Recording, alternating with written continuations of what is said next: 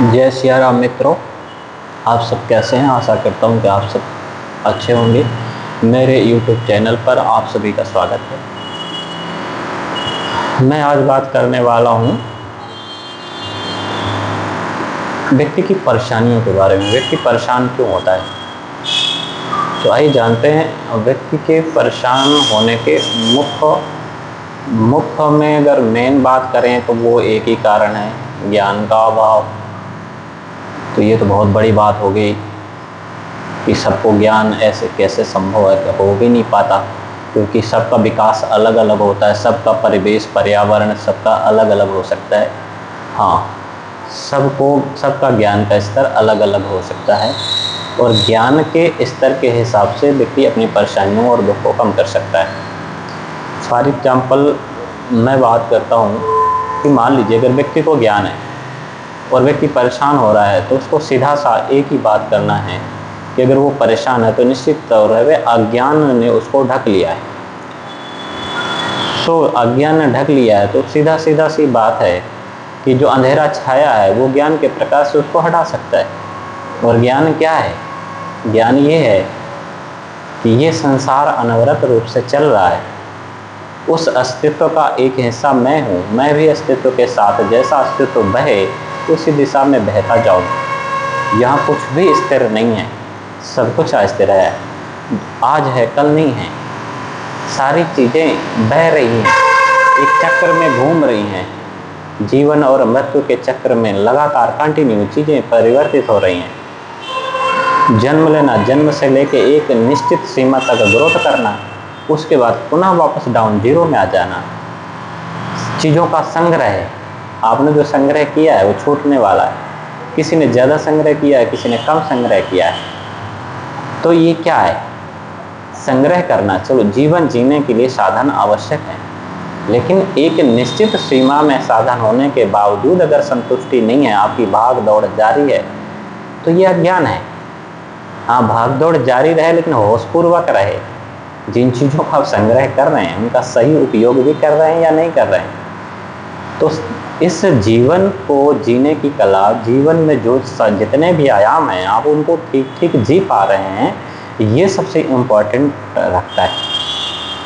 तो पहली बात तो ये है कि अगर व्यक्ति परेशान है तो सीधी सी बात है तो उसको अज्ञान ने ढक रखा है। अगर वो व्यक्ति जीने की कला में अपने ज्ञान पूर्वक जिए, बोध में जिए, होश में जिए, तो कभी कोई परेशानियाँ आ ही नहीं सकती। परेशानियाँ कैसे? परेशानियाँ आती हैं परिस्थिति से। परिस्थिति मतलब दूसरे लोगों की स्थितियाँ, दूसरे लोग आपको डिस्टर्ब करते हैं। परिस्थितियाँ ही आपकी स्वस्थिति को बिगाड़ती है, तब आप डिसबैलेंस होते हैं। तो बहुत सारी चीज़ों में नहीं जाना है, मैं आपको एक छोटी सी चीज़ पे बात करूँगा, स्वस्थिति और परिस्थिति।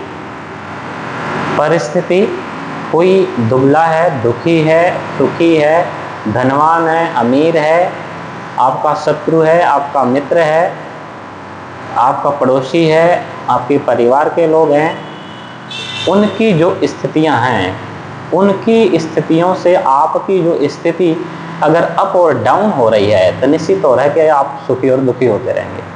तो आपको बैलेंस कैसे करना है? अपनी स्वस्थिति कैसी है? आनंद स्वरूप है, ज्ञान स्वरूप है, परमानंद में है।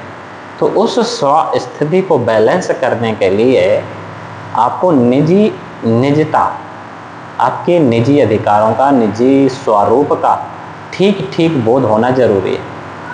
मान लीजिए कोई व्यक्ति जिसमें आपकी कोई गलती नहीं थी, कहीं भी मार्केट में है, किसी भी जगह में, और कोई व्यक्ति आकर के आपको गाली दे दिया, गाली दे के चला गया, आप क्रोध में आ गए, आपका बैलेंस बिगड़ गया, आप उससे उस समय प्रतिकार नहीं कर सकते थे।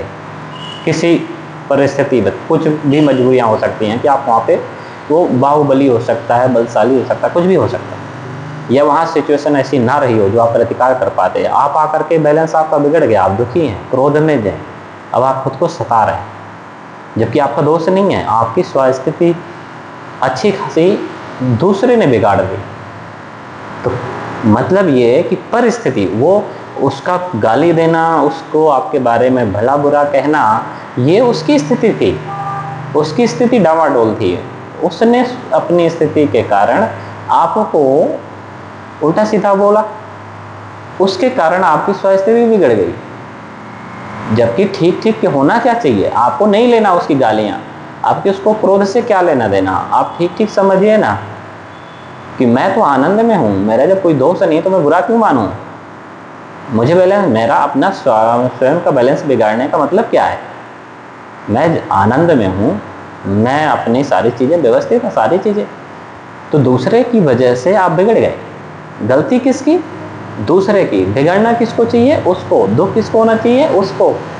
वो तो चौड़े में जाके जी रहा है, गाली दे के चला गया मस्ती में, अहंकार, उसकी अहंकार पुष्ट हो गया, वो तो कुछ देर के खुश होगा, साले को अच्छा जवाब दे के आए। वो अज्ञान में है, उसको पता नहीं है कि एक सज्जन व्यक्ति को मैं गाली दे के आया हूँ। अगर उसको इस चीज़ का बोध होगा तो वो दुखी होगा, पर ऐसा नहीं होता। आप डिस्टर्ब होते हो। तो आप देखिए कि आपकी स्वास्थ्य बिगड़ने नहीं चाहिए। आप अपनी स्वास्थ्य को बैलेंस रखिए, उसके लिए ध्यान करिए, चिंतन करिए, मंथन करिए। सुबह और शाम अपने जीवन का ठीक ठीक हिसाब लगाइए। बैलेंस लाइफ जीने के लिए आपका मेडिटेशन करना, चिंतन मंथन करना, खुद के साथ रहना बहुत ज़रूरी है। सो दो मेन चीज़ें हैं कि आपकी स्वास्थ्य की जो आपकी कुंजी है, आपकी चाबी है, वो दूसरे के हाथ में नहीं होना चाहिए, आपके हाथ में होना चाहिए।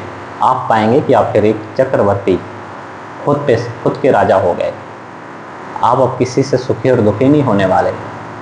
हाँ, बाहर की चीज़ें देख करके संवेदनाएं हैं, भावनाएं हैं, वो तो होती हैं। किसी का दुख देख के दुख हो जाना, दूसरे के सुख से सुखी हो जाना, ये तो नेचुरल प्रक्रिया है।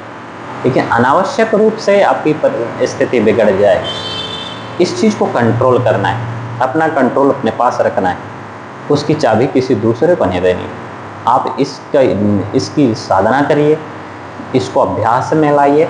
आप पाएंगे कि आपके जीवन जीने का तरीका बदल गया। आप मौन होना शुरू हो जाएंगे।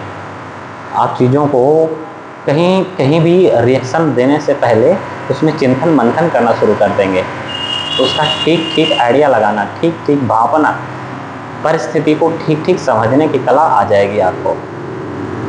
बस आज इतना ही। पहली शुरुआत अपनी स्वास्थ्य को मजबूत कीजिए। अगला जो दूसरा कारण है व्यक्ति को डिसबैलेंस करने का, दुखों की ओर ले जाने का, परेशान करने का, वो मैं नेक्स्ट वीडियो में बताऊंगा। आज इतना ही। जय श्री राम।